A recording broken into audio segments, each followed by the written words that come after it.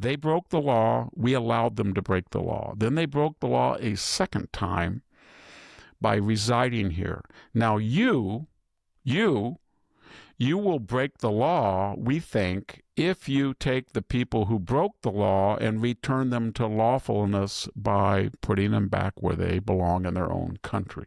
That is illegal, but it wasn't illegal to allow illegal people to come in illegally. That's what they're telling us.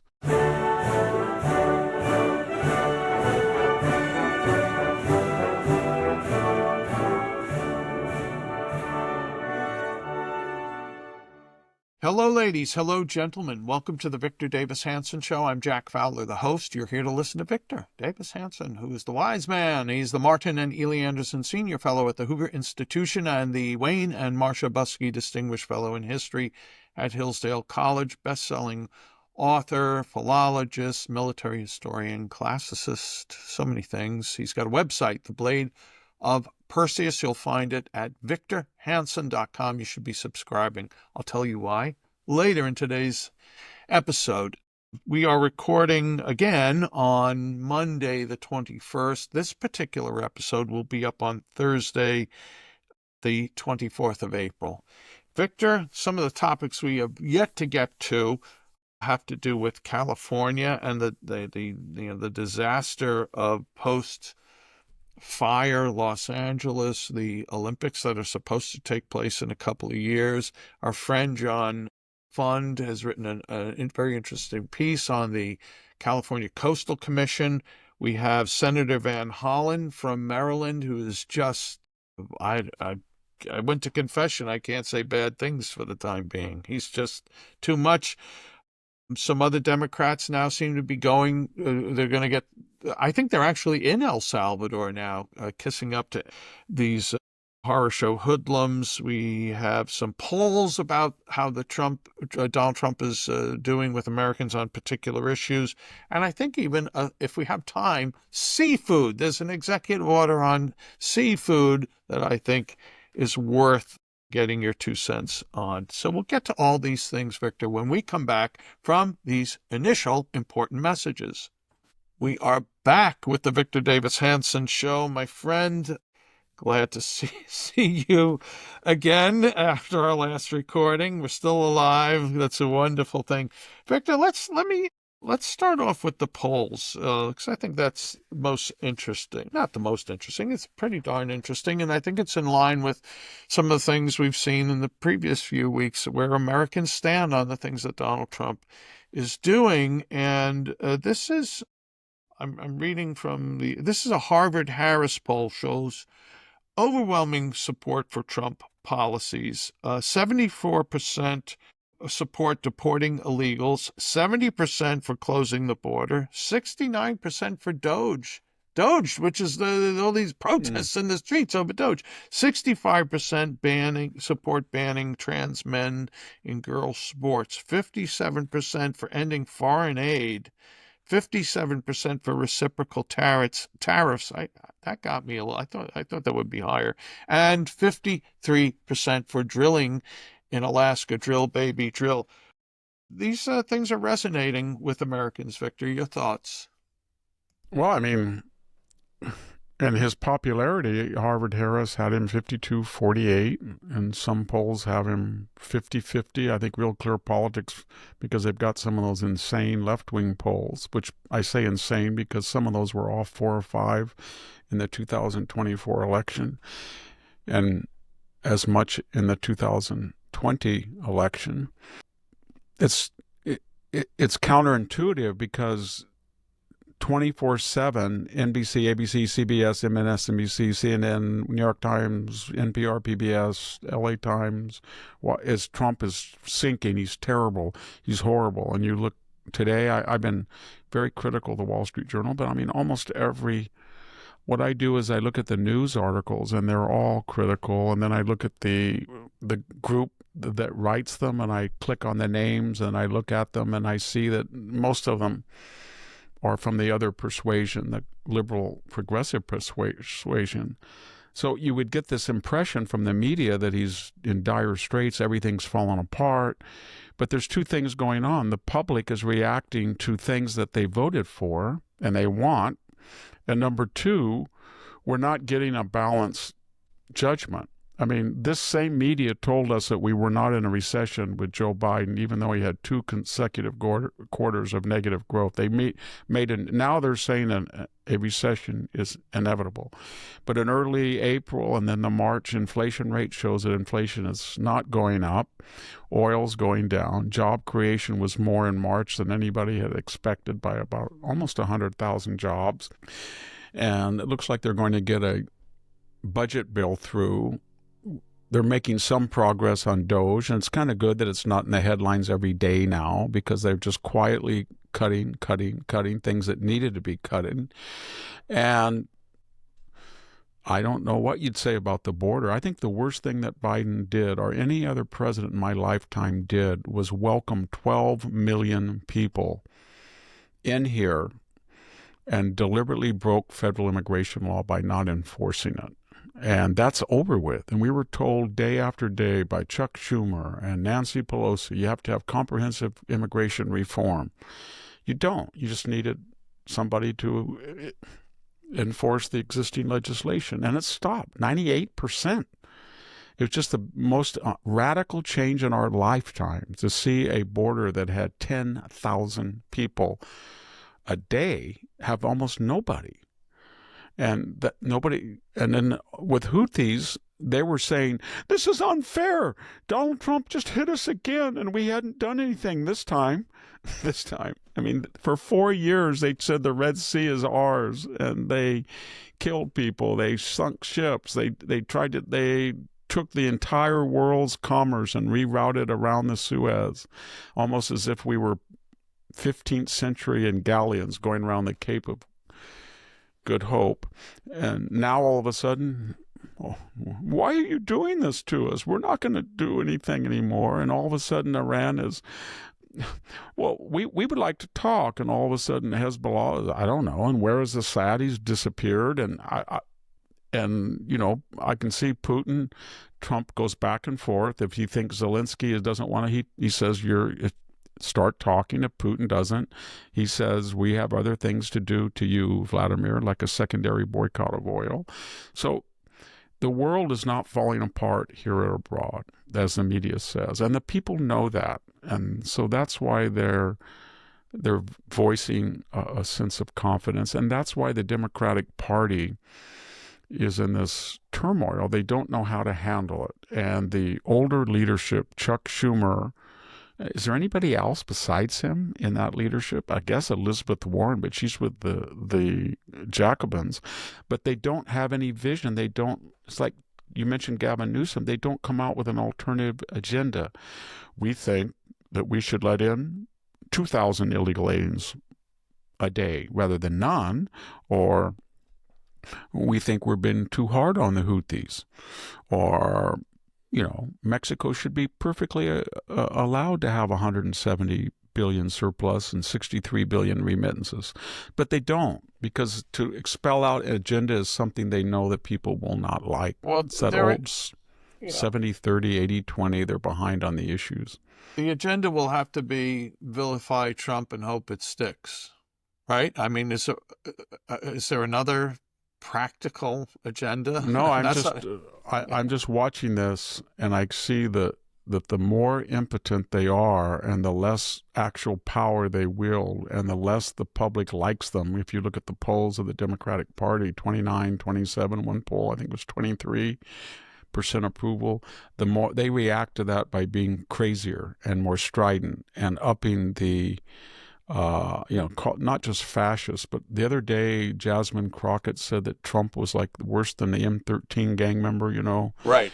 And so they are lowering the bar on what's permissible, and we're going to see something like we saw with these two assassinations. I don't want to predict it. I hope it never happens.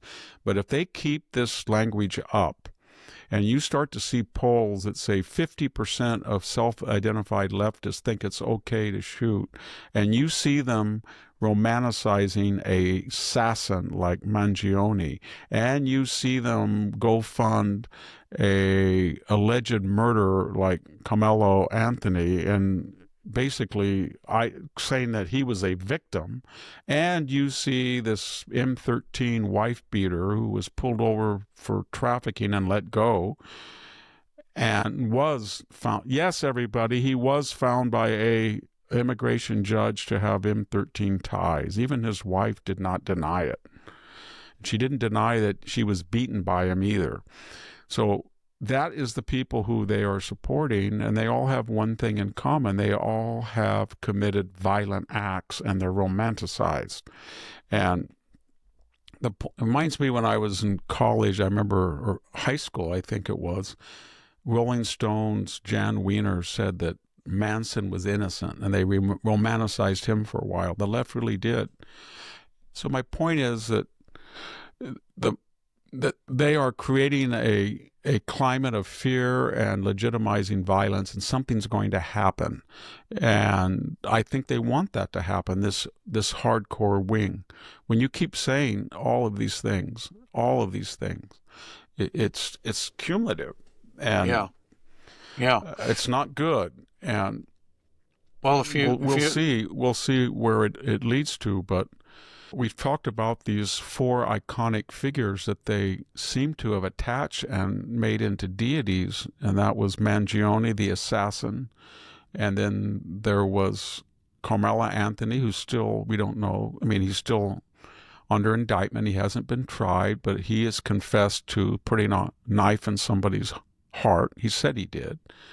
And he is now, for some people on the left, a hero who's a victim of racial prejudice. I don't see how that works, but that's what they're trying to peddle.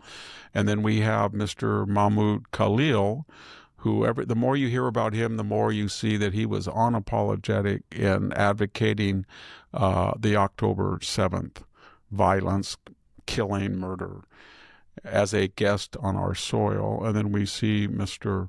Garcia, and I don't think anybody who looks at all of the case, what the left does is they say, well, he wasn't convicted of domestic abuse.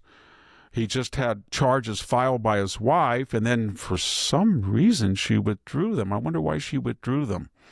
And then, well, he wasn't convicted of trafficking while he was pulled over, and everybody there was from the same address, and he had an expired license. And, well, he wasn't, nobody has a testimony that was M13. Well, he's got in gangs. He was picked up at a Home Depot with him. He had informant. He had judges who saw. But here's the point, Jack. It doesn't matter. The left is saying to us, each of the 12 million people had a right to enter the United States illegally. They broke the law. We allowed them to break the law. Then they broke the law a second time by residing here. Now you will break the law, we think, if you take the people who broke the law and return them to lawfulness by putting them back where they belong in their own country. That is illegal, but it wasn't illegal to allow illegal people to come in illegally. That's what they're telling us. So we could have just reduced the entire Garcia argument to simply, did he come here illegally? Yes. Is he residing illegally? Yes. Did he go through a deportation? Yes. Did the judges order that he was not here lawfully? Yes. Why worry? Is he a U.S. citizen, a Maryland? No. He is a foreign national illegally residing here. And why doesn't he? I mean, if you take the left's view, it is we have the sovereign right to go down to El Salvador and then kidnap an El Salvadorian citizen and bring him back up here? Is that what they want to do? Why do they think, if he's deported, why do they think they have a right to bring a citizen from another country and forcibly put him up here? Because the president of El Salvador said he's not going to send him up here. He doesn't belong up here. He's a citizen of El Salvador. He always was. And if he Yep. really thought that citizenship was so important and he got married, why didn't he apply for citizenship? Why didn't he do that? Why didn't he apply for a green card? Was it because he thought he wouldn't get a green card? Because if he did try to get a green card and people examined his record, they might see something there from a prior judicial ruling that would not give him a green card? Victor, if I went to France, got drunk, which didn't happen, by the way, committed some crime, I would think I'd be so lucky if I could get out of there and never have to come back again, right? That would be a good ending to a bad situation. You know But what? That's a good point. And we all expect that. One of the most distinguished classicists that I knew, I won't mention his name, he's now deceased, but he wrote a magnum opus. It was one of the most important books on philologies, on inscription. I knew him well, and my wife knew him well when we were living in Greece. He had an important manuscript to mail to the state, to European publishers. He went down to the Athens post office at 5 before it closed, 5 minutes, 10 minutes, and they were closed. But they weren't closed. They were all having coffee. Even they locked the doors, even though. And he knocked on the doors and said, I need to get in. And they said, close. Klista. And he got angry, and he didn't think he was doing anything wrong. And he kicked the door and juggled it, and the door broke. The glass door shattered. And they arrested him, and they took him to jail, and they were going to deport him. And he had to file. Anyway, for the next months, he had to get a lawyer and say it was an accident and he was a scholar, but they did not fool around.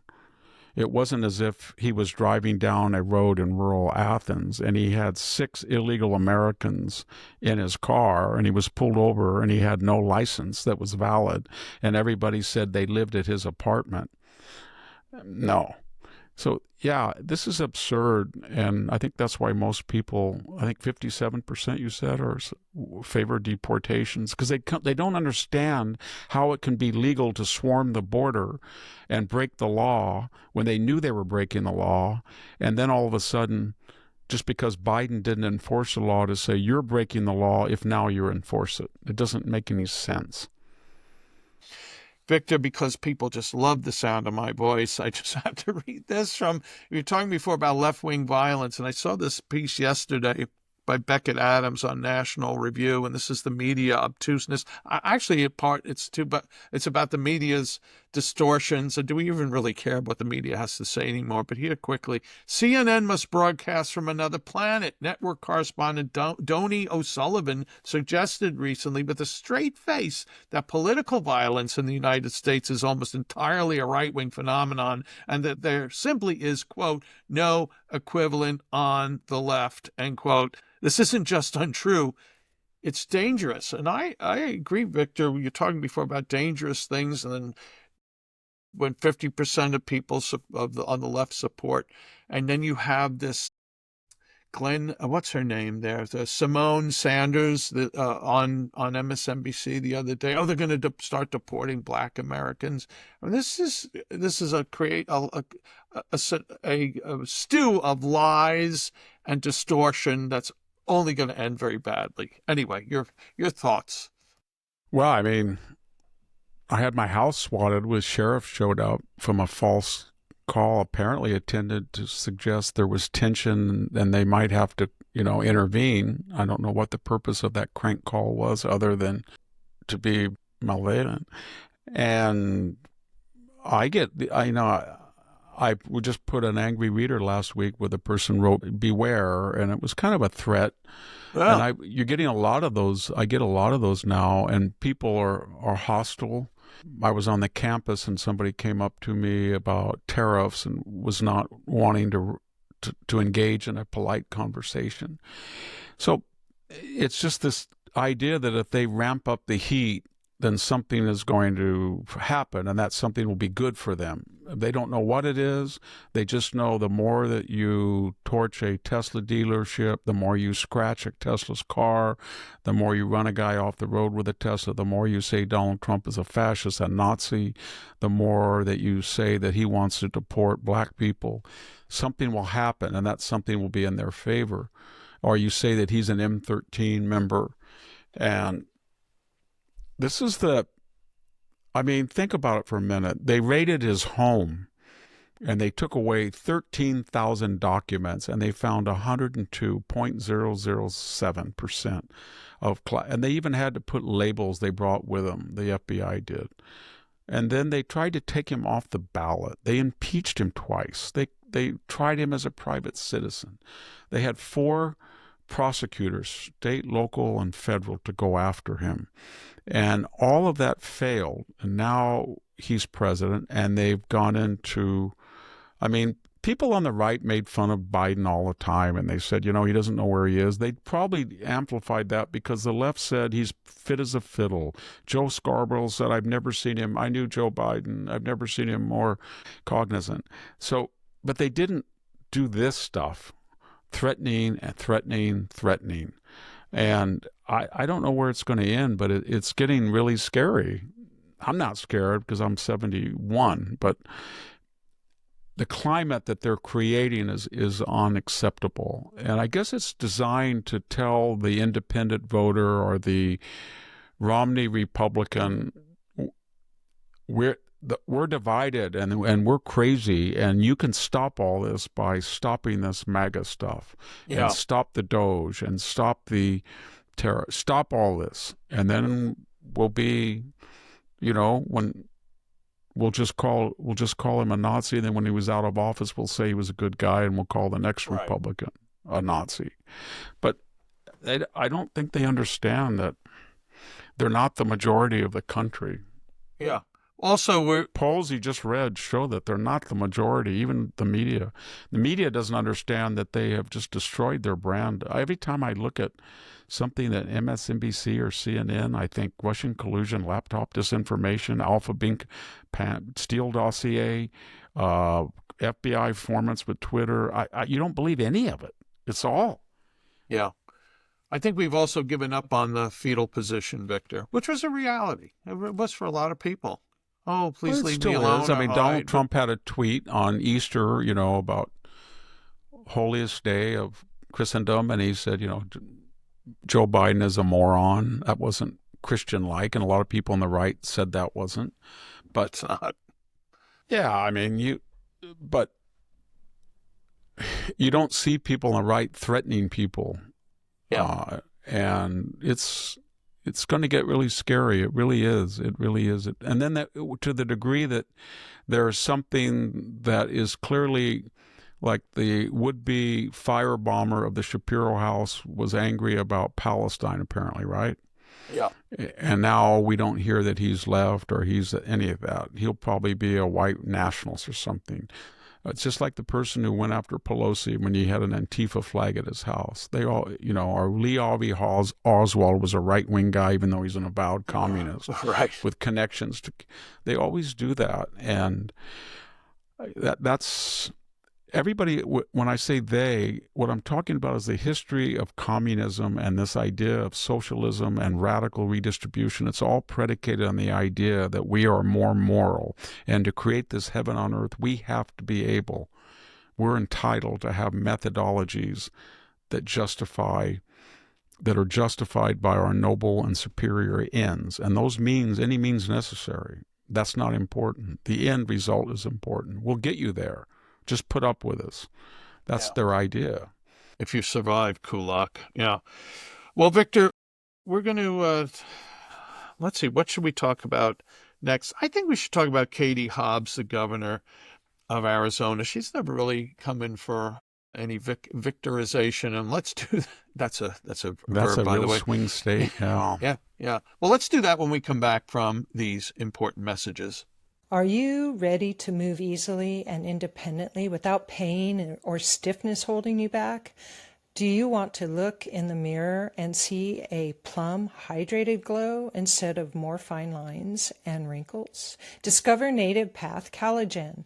Made with only type 1 and 3 collagen fibers, the two most important types that make up 90% of the collagen in your body, found in your cartilage, bones, skin, hair, nails, and gut. Type 1 and 3 provide maximum benefits without the need for unnecessary fillers. Native Path Collagen is a single ingredient formula with no fillers, additives, or artificial sweeteners. Plus, it's third-party tested for heavy metals, ensuring purity and safety. Completely flavorless, Native Path Collagen can be added to anything. Coffee, smoothies, oatmeal, you name it. Its peptide formula makes it more bioavailable, meaning it's absorbed more easily and mixes perfectly without clumping. And you can get 3 or 6 packs at a fraction of the price of other brands. Visit getnativepath.com/Victor and start your transformation today. That is getnativepath.com/VICTOR. I personally love the PM Collagen formula with melatonin.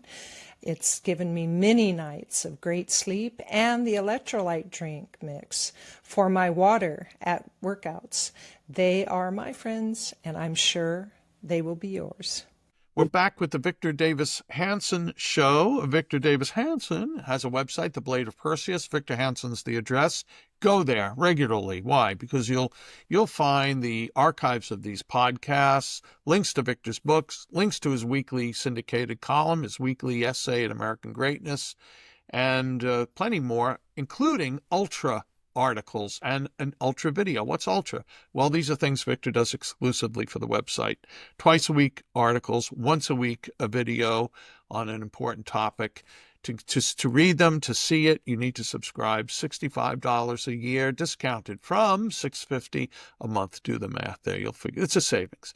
So that's victorhanson.com. And I think it'd make a nice present for grandma or mom who's a Victor Davis Hanson fan.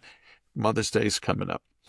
Victor, Katie Hobbes, border Democrat, and she's an ideologue, and she vetoed a bill that protects American citizens from illegal aliens. And of all states, Arizona, along with New Mexico and Texas has been tortured by illegal aliens, and she's just a dang ideologue. So, look, the Republicans control veto-proof, not veto-proof. They have a majority, supermajority, 2/3 in each house, so maybe they'll override her veto. But we have a bad egg in an important state. Your thoughts about her? Yeah, it's very difficult. You have Mark Kelly as the senator, and you have Katie Hobbes as the governor, and it's very problematic about Arizona because at the grassroots level, it's still a reddish state. Maybe it's not quite purple yet, and even though they've had massive numbers of illegal immigrants come into that state the last 20 years, but the Republican Party has not been able to win at the Senate level consistently or the governor's level, and the result is that the left feels that it's headed in Nevada or California direction, that just with a little bit of push, and that's what she's counting on, that she has a majority that will side with her if she's able to make the argument that Donald Trump wants to go into your home and find somebody who's been here 10 years, married to an American citizen, working, never been arrested, and didn't get a green card, and wants to yank him out and deport him. He may want to do that, but that's not who's being deported right now. And she wants to make that argument to enlist, support, or to make it so crazy, or to I guess the word is what we talked about earlier, turn up the heat, So that's what they're doing. Same thing with Gavin Newsom.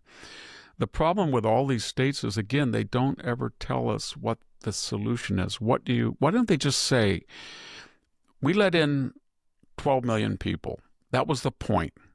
We wanted a new constituency. Under mail-in balloting, we feel that in the swing states, we had about 2 million people we registered in Social Security. That's what we wanted. We don't care about the integrity of Social Security. We just wanted to have constituents that said, I have money from the government, and we'll find ways to register and have you vote. And that was worth it. And we don't care if there's a few criminals, like 500,000. Why don't they just say that? But they don't even talk about it. What would Governor Hobbes want to do with the 12 million people that were not here in 2021? What does she want to do? Is that normal? Are these all refugees in 1870 from Europe that are coming here and want to be integrated in and are lined up at Ellis Island to come in legally? No. So they don't tell us what the alternative is. They just scream and yell, and we're going to do this, and it's like Gavin Newsom. Well, I don't think biological men should be in, but I'm not going to do anything about it. The Coastal Commission is too slow. I'm not going to do anything about it. And while he's talking about that, we're having one and now probably two major oil refineries in the Bay Area shut down. We've lost most of them anyway. They're going the way of the California timber. We import timber and oil. We have a lot of each. And that's going to shut down. And I just filled up Friday, and we're told oil prices are down, and they are to near 60, between 60 and 70 a barrel. You know what gas I filled up at? $4.99 a gallon at a rural service station in California, where 21% of the people live below the poverty line, and 1/4 of everybody is not making their power bill, PG&E. They're just can't do it, or they don't want to do it. So what I'm getting at is the whole state is in free fall, and he's mouthing off about the Coastal Commission, of which he's fine with, and he made the appointments, some of them, and the same thing about transgender, of which he'll do nothing. So there's nothing there. They don't ever do anything that would improve the lives of people except spend. I mean, build back better, inflation. Okay, Inflation Reduction Act, you're going to build back better, 170 windmills off New Jersey. You really think that's going to help everybody? No.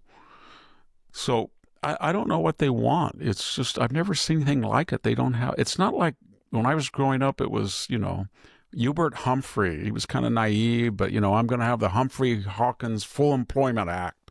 That government will hire people if it gets below 3% or whatever, or it's just stuff, JFK, or even Bill Clinton, But this stuff is new. This is really weird. There's no constructive policy. There's no alternative policy. It's just, it's just either hatred or it's Gavin Newsom. Yeah, it's just weird. We talked a lot, or you did anyway, on our last podcast about the desire to just torture people for the sake of torturing government bureaucrats. And the California Coastal Commission here, there's a John Fund, our friend, who wrote a piece for the Wall Street Journal the other day talking about how Elon Musk and Gavin Newsom are in league to criticize the commission. Well, what did the commission do? Last October, it denied Musk the ability to launch some of his SpaceX satellites from the U.S. I think Vandenberg Air Force Edwards, Base. I think. Edwards. Yeah. And then there are other things that the Coastal Commission is trying to cripple these ranchers that live in the area. I don't know what Absolutely. it does that it's not trying to make people's lives miserable. It's well, they represent. Who do they represent? They represent the people who either inherited a beautiful home or lives near the coast, all the way from San Diego to basically the Russian River, or has the money to buy an area and does not want anybody to build near them or anything. That's who they represent. They don't want any commerce. They don't want anything except that constituency. And it's kind of, I got mine. If you say to them, and I have done this, I've talked to some of them, so you want open borders, and you want half of all illegal immigrants in California, and they are coming from basically three places: Chiapas and Michoacan and Oaxaca. And these are the poorest of the poor people in Mexico. And they are coming here without English and without skills and without a diploma, and you want them here. Now, we know from Nancy Pelosi and Elizabeth that you feel that they should be just picking your crops all the time. But they're not going to just do that. They're going to get injured. They're going to age. They're going to need skill sets. Now, how are you going to give them an affordable house? How are you going to give them affordable power? How can they fill up at the gas tank and they don't care? So they're doing the weird thing. They're bringing in very poor people, and yet they're not making California affordable. They're doing just the opposite. They're making it a rich person. So it's a medieval society, and they don't care. You talk to them, they do not care. Every time a left-wing politician talks about illegal immigration, I just count myself. I go to myself, 1, 2, 3. At about count 11, they say, well, who's going to pick our crops? Who's going to 20% of people who identify as here illegally are engaged in agriculture. 20%. They could at least say who's going to do our roofing or who's going to do our meat packing, dressing out a beef or something. But they have this idea, it's the liberal, that, well, these people, that's what they're going to do. They're just going to do that stuff, and they should, they should do that. They don't have an idea of these people are going to, if we're going to take them, and when we better educate them and make them legal and integrate them into the middle class, and therefore we must have viable housing and affordable fuel, and they don't care about that. They never did. They don't now. They're elitist, and that's why, getting back to the universities, a lot of them, most of them, came out of this new university system where they went to classes and there was no attempt to be even-handed on climate change, on diversity, on anything. It was all left-wing drummed into you, and they've been affected by it. Yeah. And they're very radical, and they pull away from them at the center, and they're running certain states, Minnesota, Massachusetts, New York, California, and they're running them into the ground. And the only thing everything that is not sustainable will not be sustained. And they're not having children as red states are. People are leaving in the millions from these states. They have unfunded pension, they have budget, and it's very tragic because all these states were the powerhouses of the American economy because they had a prior generation that was really good, and they had a lot of natural resources, and they had traditions behind them, and they are ruining them. Yeah. And it's amazing what they're doing. Well, the state I live in, Connecticut, was the powerhouse for the arsenal for democracy. It made the tools that made the tools that we used to, and now it's a basket case economically. Beautiful state. Look at California. Henry Kaiser built most of the Liberty ships in Alameda, and the 7th Fleet, until it went to Pearl Harbor in January of 1940, it was right in San Diego. And most of the aircraft industry was in San Diego. Charles Lindbergh had his Spirit of St. Louis built in San Diego. So what did they do?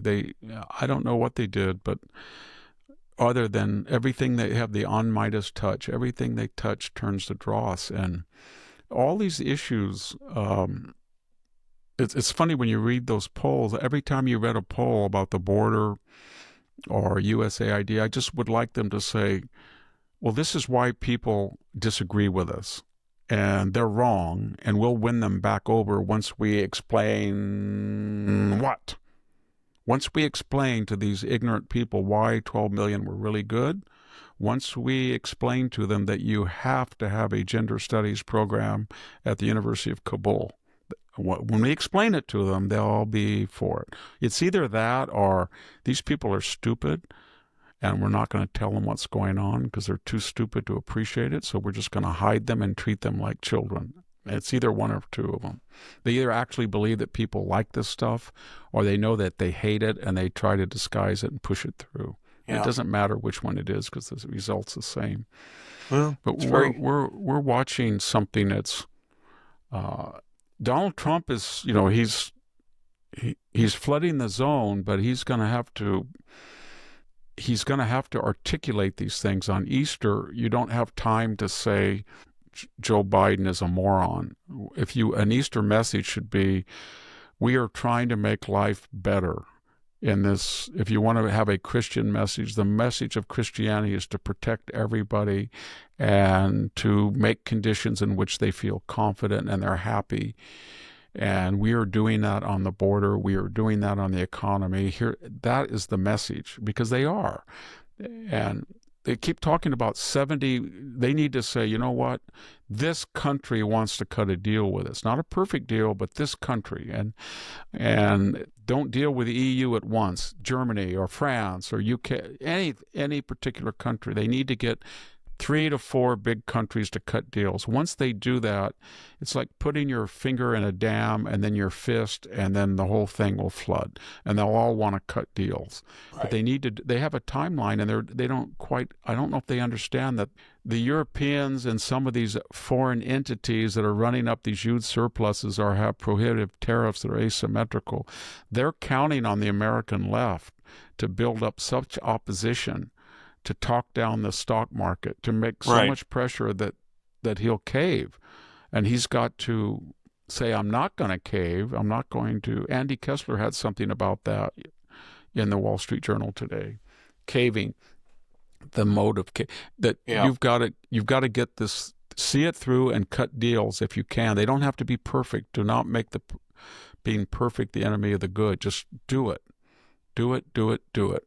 Victor, if we can stay in California a little bit before we head to the final segment of today's episode. By the way, we're recording on Monday the 21st. This is up on Thursday the 24th. And we're going to end the show talking about Senator Van Hollen. But right now, let's just focus a little more on California. We have an article about the Los Angeles 2028 Summer Olympics coming up fast. And LA's a basket case. Frankly, I should have done a little more research before this episode to see. By the way, what's happening with all the Palisades, the burned out? 5 building permits? Here's what's happening in the Palisades. LA looks at that area, and they see these 1910 to 1940 built homes. Some of them on a 1/4 acre or 1/3 acre lot. Beautiful Spanish-style adobe, and they see 1 or 2 people in there, either inherited or very wealthy people, and they say to themselves, that's not fair. Why do they get to have that? They don't see, this is a part of historic California. These people work very hard for that. It's a beautiful neighborhood, and now it's gone. And so these people are now applying for permits, and they're trying to rebuild what they had. And the Planning Commission has 2 modes of thought about it. Number one, well, since that house was built, we've changed all these rules. So you have to have this amount of solar, this. And some of them, they don't even know. I mean, they haven't built a home, and they never built a home. They inherited but okay. And then the other is, well, you could have 3 homes on that lot or something like that. And so they don't like the idea of a Pacific Palisades in general, so they're in no hurry to approve it. But the other part of it is they have such strict, I know a couple of builders really well. You know what they do, Jack? They get a guy with a tripod and a camera, and they film how the house is built, every one of them. I put it on autopilot so that when they get done, they know if the person has a complaint, he will say, look at that nail, it wasn't completely put in, or he missed 2 nails here, and then they will find him. And that's the type of regulatory And when they say we're going to streamline it, they can't streamline it. And then they have another third problem. A lot of the people who are in the Planning Commission, Regulatory Commission, they're sort of like the woman who ran the Los Angeles Water and Power. She made $700,000 a year. She was a DEI hire. She had no interest that a lot of the hydrants were not functional, that the reservoir was empty. There were no consequences. And when you have a lot of DEI hiring, it's not, I'm not going to get into race or ethnicity. It doesn't matter. It's just an exemption that is extended. It's like when people used to complain about rich kids or alumni that were legacy alumni and they got their grandkid into Harvard or Yale or Princeton, how unfair that was. But what they were really saying is that kid thinks that he got in even though he didn't have to play by the rules and make the standards. So then he gets exemption. And once he gets exemption, he has an attitude that he always should get exemption. And why you would take that pernicious model of nepotism and then transplant it to race, gender, etc., and expect anything different than the consequences. So when you hire somebody on a basis of their merit, then you can't say to them, well, you kept to be fired because on a meritocratic basis, you didn't fill that reservoir. You didn't ensure that all those hydrants were working. You didn't have a plan to ensure that the people of Pacific Palisades had sufficient water. They didn't get power afterwards. You can't do that because the person was saying, well, I was hired for particular reasons because of historic racism or discrimination or lack of diversity. So that's what I'm being judged on. And that's not what you're complaining. I mean, I don't, that's not my main job. And they have a sense of entitlement and they don't understand that. And so that's part of what's happening in LA. The other part is more real and concrete and mundane. And that is, he started out in 2024, Jack, with a $76 billion deficit. Now, how can he do that? Gavin, I want you to answer this question if I were to talk to you.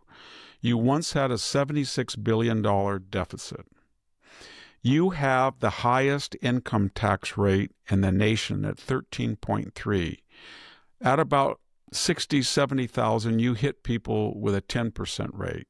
You have about the 8th highest state local sales taxes. You do now have the highest gasoline taxes.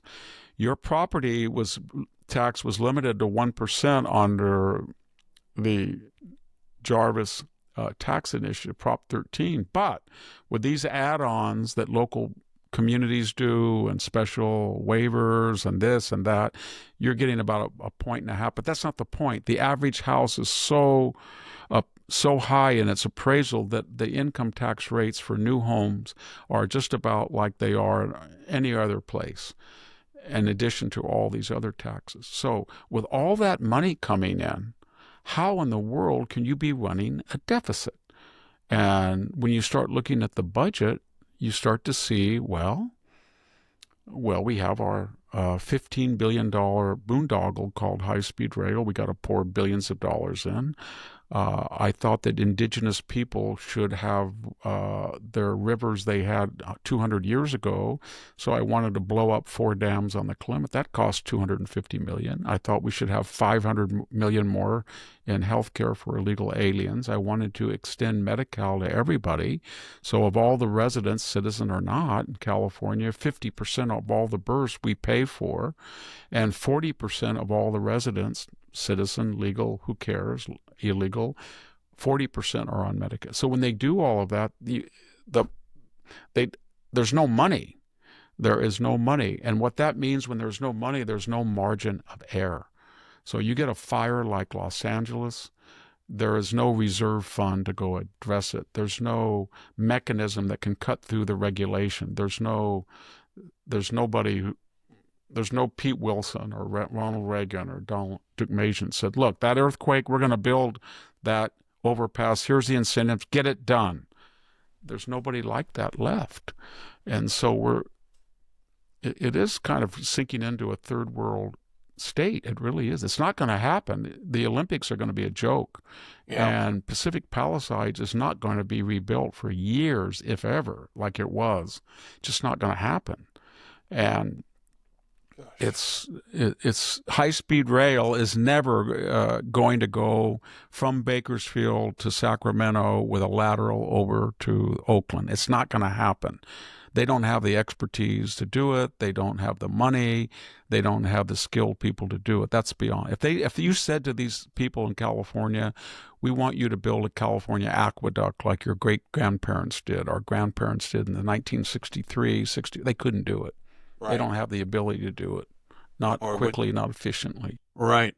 Would take. It's kind of like, to take a historical parallel, it's kind of like the Mycenaean Lion Gate at Mycenae, 20 tons or something, these monumental, and then you had the end of that culture, and during the Dark Ages, say, I don't know, 700 or 800 BC, that's the beginning of the city-state, maybe even earlier, 1,000 people would walk around and say, wow, what is that thing? Who built that? Oh, I know who they were. Those were gods. That was Hercules did that. Or maybe it was, I don't know, Odysseus or somebody, or Zeus came down. But somebody I can't explain because I couldn't do it. And that's what we're kind of getting at when I drive and I look at San Luis Reservoir, or I look at the aqueduct. I think there must have been some kind of semi-deity here. Who were these people who did this? Wow. I was driving the 99. We were driving the 99 for 220 miles. And, it was like, it was built when there was about 14 million people, and now there's 41. But there's sections of it where it collapses from 3 to 2 lanes. And I was thinking, wow, they had 2 lanes each direction when you only had 14 million people, and we have 41. We still have 2 lanes, but we depend on their we depend on their expertise, and we still have the aqueduct. We can't really maintain it, and we haven't built a reservoir for water storage since 1983 outside of downtown LA system. But who were these people? I always say to myself that when I go look at Folsom Dam or Millerton, I go, God, who were these people? Maybe that we should start having mythologies. We'll be oral bards, and we'll make, I'm going to tell you of the great Millerton god. Oh, and he fought with the great god who built the penstocks over the grapes.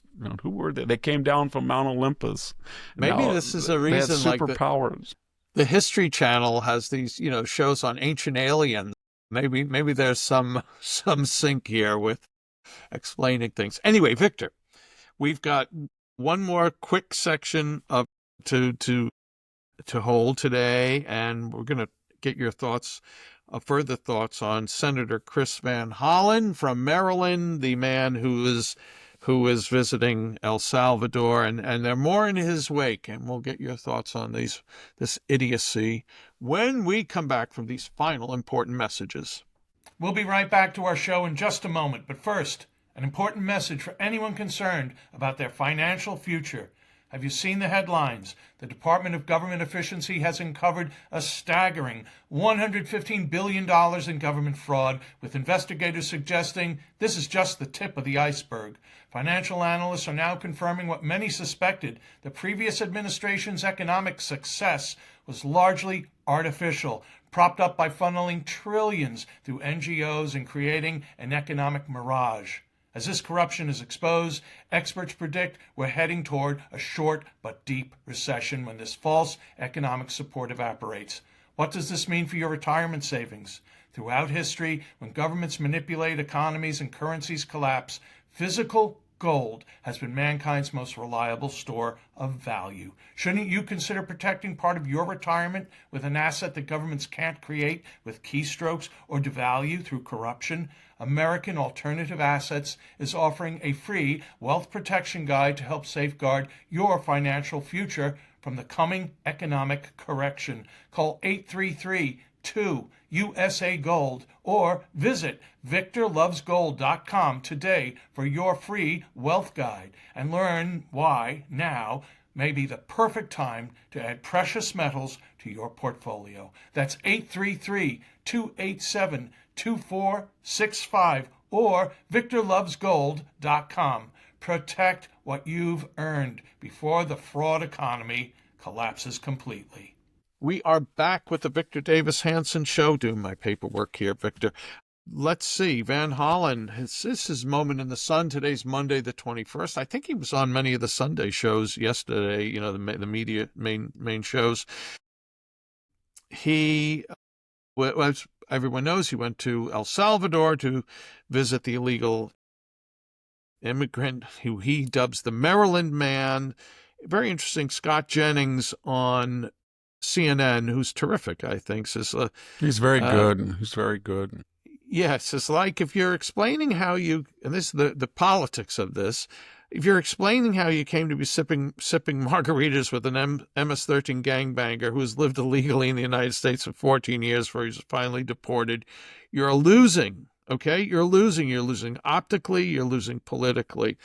So your thoughts, other than, I just want to add, Victor, a note here that I misplaced my piece of paper. Oh, here we go. More Democratic lawmakers are visiting El Salvador on Abrego Garcia's behalf. They are Representatives Yasemin Ansari of Arizona, Maxine Dexter of Oregon, Maxwell Frost, Florida, and Robert Garcia of California. This is a priority for the Democratic Party. I mean, why don't you all go visit? It's only going to help the Republicans. But your thoughts, Victor? What was the alternative? The alternative was, let's make another kickboxing video where we punch the air and say, you know, or we're going to get 8 senators to use the word SHIT, or maybe we can have Spartacus. Another guy can say, hey, that worked. I'm going to do 29 hours. No, this is all performance art.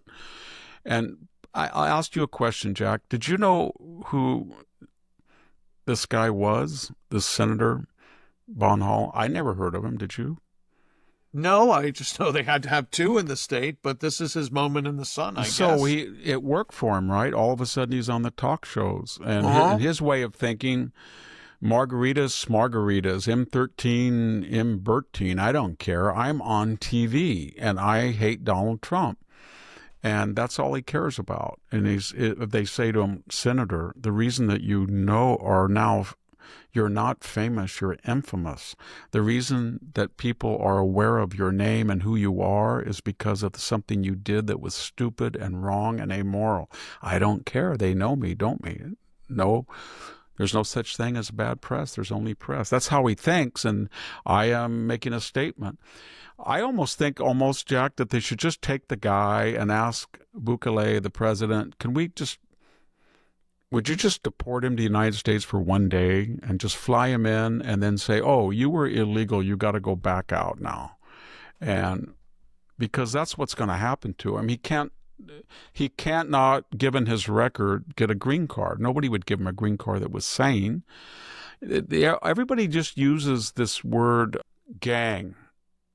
And I got to be very careful, but 1 quarter from where I'm speaking, about 3 years ago, there was a shootout, not a shootout, but a near shootout between a person in the Norteños gang, Sureños, and a person that he thought wrongly was in the Sureños. The person, unfortunately or fortunately, wasn't in the gang that he thought, but he went over there with a revolver and tried to shoot right near me. And a member of my family was in between the shooting. And the cops came out, and you get a text that this person was arrested. He went to jail that night, and then he was back out. They let him out that night. And I saw the person who was in the gang member because he was renting a house an eighth of a mile from me. And I came home once from Fresno, and that person in the same car was trying to break into my barn. And I ran out there, and he had kicked my dog who was screaming, and he was chasing. I got a bar. I didn't know where he was, but he broke down. He almost broke the whole door, but he broke into it. And he was a known Norteños gang member, and he actually went over to the neighbor and thought that guy was a opposite gang member who wasn't, and tried to go into his house armed.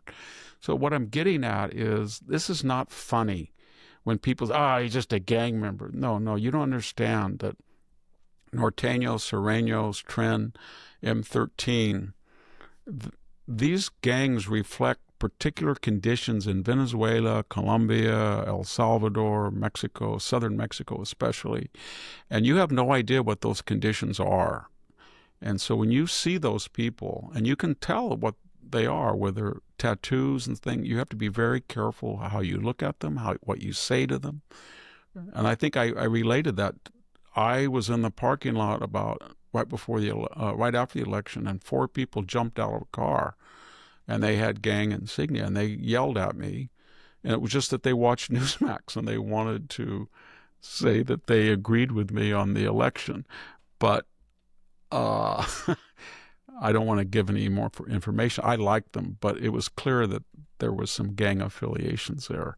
But my point is, you got to be very, very careful when you have that many people here. So it's not just, we have people all over the world that are waiting, from India, from Europe, from Indonesia, all over, different races, different everything. And they want to come.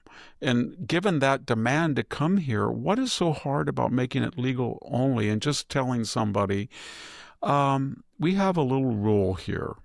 If you came here illegally, you have to go home. And if we haven't got to you yet, we just ask 4 things. Don't wear gang insignia and hang out with M13 members at Home Depot. Don't have tattoos that can be arguably gang insignia. Don't have your girlfriend go to the authorities on 2 occasions, say you beat the crap out of her. Do not drive with an expired license, and do not drive a car that people with legitimate conjectures and law enforcement think that you're trafficking. That's all we ask. Just don't do that. Because we have a guy with a PhD in computer engineering from India that wants to come. But we don't need you. And that's the argument that Americans are making. They don't want that. They just don't want it. And the left thinks that that's going to be it's not going to be a winning argument. The main problem, the existential problem, is people cannot figure out if he is here illegally, and if he came illegally, and he didn't go to a hearing and clear it up, or he didn't get it. What right does he have to be here since he's in violation of the law? And since there's 12 million of them from the Biden era and another 15 million, how in the world are you going to have 27 million hearings? You can't. Did anybody have 27 million hearings to let them in? No. They just said, we don't give a blank about American law, and Joe Biden is going to let us in, and we're just going to swarm the border. And now all of a sudden they're saying, it's like this Mr. Garcia says, I came in, blank you. Screw you. I'm coming into your country. I'm going to do whatever the blank I want. Now it's, hello, I am Mr. Garcia, and I don't think I was given the full array of jurisprudence, and I expect to be the recipients of legal counsel and all of the powers of the American constitutional system, and I insist on that. That's what he's acting as if he is. And it doesn't make any sense. I don't think the American people are going to go for it. Everybody says, it was in Powerline not too long ago by a place that we have a lot of admiration for, John Hinderaker, excuse me. He said he thought in passing that they were going to lose the midterms. And he didn't mean that necessarily as a snide remark on Trump. He just said historically, you lose the midterms. I think the only time in recent memory where a party has actually picked up 2 seats was after 9/11 in the 2002 midterms at George Bush before the Iraq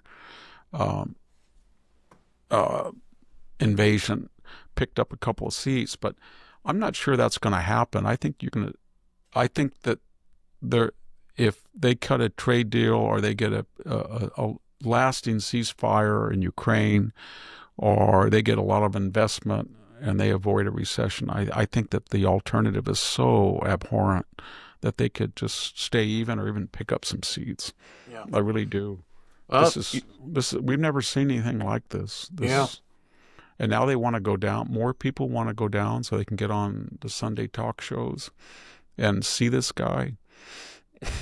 I don't think these are the Emma Lazarus poem subjects of the tired and poor, but they're certainly being made to be heroes by It's by like the left. it's almost as like I'm going to champion this person, but I'm not going to live anywhere near him because deep down in my evil soul, I have a deep suspicion that the guy that I'm insisting is not a gang member was a gang member, and he might still be a gang member. And if he's not, he knows gang members, and I don't want him in my neighborhood. But you, that's okay.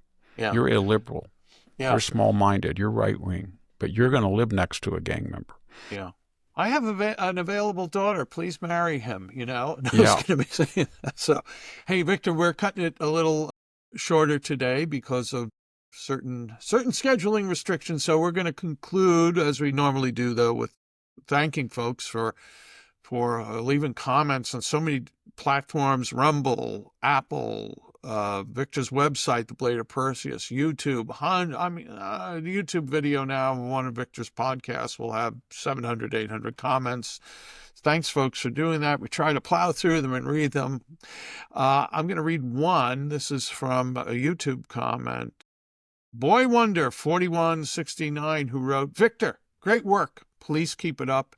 You're keeping free speech alive and real for Californians, thankfully. You've always had a great way with comparing history to present times and making history meaningful for us in real time. So many more of the same are to be found, and thanks, folks, for that. I also want to thank folks who have subscribed to Civil Thoughts. That's the free weekly email newsletter I write for the Center for Civil Society, a nonprofit that's affiliated with where I work. And Phil, there we go, baby. And Center for Civil Society tries to strengthen civil society. Every week, every Friday, Civil Thoughts comes out. And what is it? It's 14 recommended readings, great articles I've come across the previous week that I think you will like. Go to civilthoughts.com. Sign up. Again, it's free. And we are not selling your name. There's no monkey business going on. Again, The Blade of Perseus, victorhanson.com. Go there. Sign up. Hey, by the way, you do subscribe, but you can also sign up for the email that the great, I think it's the great Sammy Wink oversees that and sends out. So, Victor, as ever, terrific. Thanks for all the wisdom you shared Thank today. you, Jack. Thank you, as usual. Welcome. Oh, I'm just along for the ride, my friend. and we hope next week you'll be even better, that all those apples and medication you're on will have kicked in. This antibiotic is the key. After 7 weeks, it'll work. I have a couple of trips, so maybe the change of climate.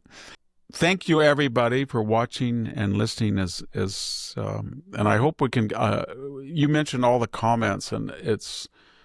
I would say that the correspondence that I'm getting is by a magnitude of 5. I feel bad because I can't answer it anymore. Yeah. So I feel really bad. I used to try to answer emails and packages and stuff. I can't. It's a ton of it. Well, if you become a Catholic, you could bilocate. You could be 2 Victors. You can do that. Oh, my God. All right. Thanks, Okay. Victor. Thanks, everyone. We'll see you next time. Thank you, Bye-bye. everybody.